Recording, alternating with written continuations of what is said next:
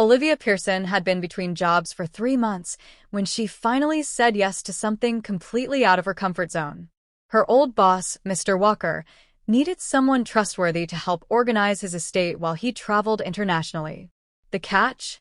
She would be staying in his guest house for 6 weeks and sharing the property with his 23-year-old son, Mason. At first, Olivia thought it would be a simple arrangement. Mason was young, probably busy with his own life, and she would have her own space. But nothing quite went how she expected.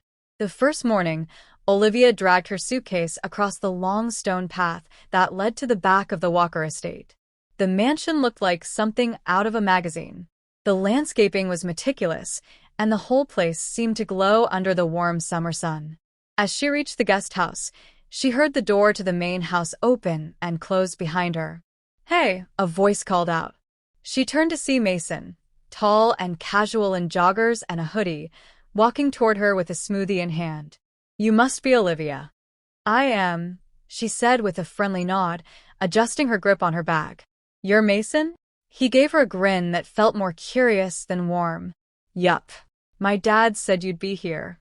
He left this morning, by the way. Guess it's just us." There was nothing inappropriate in the way he spoke, but something about the way he looked at her lingered a beat too long. Olivia brushed it off.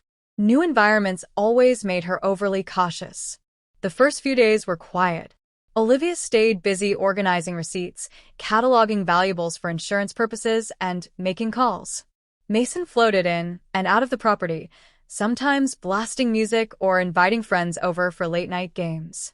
She stayed out of his way, and he stayed out of hers, mostly. Then came the small interruptions. One afternoon, while she was entering files on the living room floor, Mason plopped beside her with a sandwich and started asking questions about her work. Another time, he stood behind her in the kitchen for far too long as she cooked, asking about where she grew up, if she had a boyfriend, and what she liked to do for fun. She answered politely, then stepped away. But the pattern didn't stop. One evening, as she was sorting old family photo albums in the office, Mason leaned on the doorframe. "Do you ever slow down?" he asked. She glanced up. "It's kind of what I'm here for. To get things done." He chuckled. You don't have to work all the time. There's a pool out back. You could relax for once." "I'm okay, really," she said, keeping her voice even. Over the next 2 weeks, it became harder to ignore his constant presence. If she sat outside to breathe, he'd show up with a towel. If she stayed in the guest house, he'd knock to borrow something random, a charger, a flashlight, even just to talk. One rainy evening, Olivia was curled up with a book when she heard a knock. Mason again. This time with a puzzle box. "I figured we could do something low-key. Just kill some time," he said. She hesitated, but finally agreed. It was just a puzzle. Nothing harmful. But halfway through, he scooted too close. When their hands touched briefly, she pulled hers away, pretending not to notice his disappointment. After that night, she tried to create distance.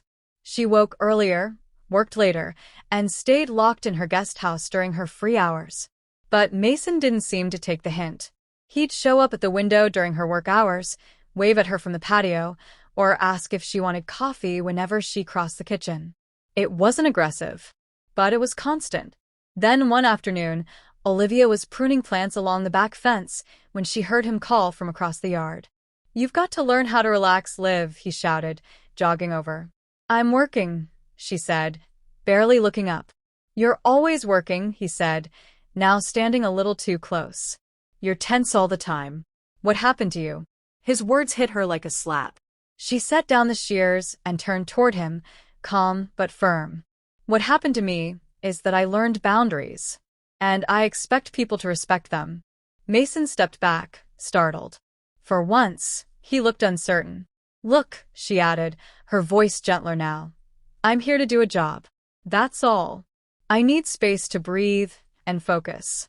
I'm not here to make friends, hang out, or whatever this is. I'm not comfortable with it, and I'd like it to stop." Mason didn't say anything for a long time. Then he nodded, slowly. "I didn't realize I was making you uncomfortable." She nodded too. "I know. That's why I'm telling you now." After that, things changed. Mason kept his distance. Olivia went back to her routines in peace. There were no more knocks at her door, no more awkward chats in the kitchen, no more hovering glances from across the pool. When Mr. Walker returned a week later, he was thrilled with her work. Everything was organized, documented, and accounted for. On her last day, he handed her an envelope with a generous bonus and offered a glowing recommendation. As she rolled her suitcase back down the stone path, she spotted Mason on the porch, watching her go. He raised a hand, this time in a simple, silent goodbye. She nodded and kept walking. Inside the taxi, Olivia let out a breath she hadn't realized she'd been holding. The past 6 weeks had tested her patience, her courage, and her ability to speak up. She hadn't expected to need strength in such a quiet setting, but sometimes strength is knowing when to draw a line and standing by it. And for the first time in a long time, she felt proud.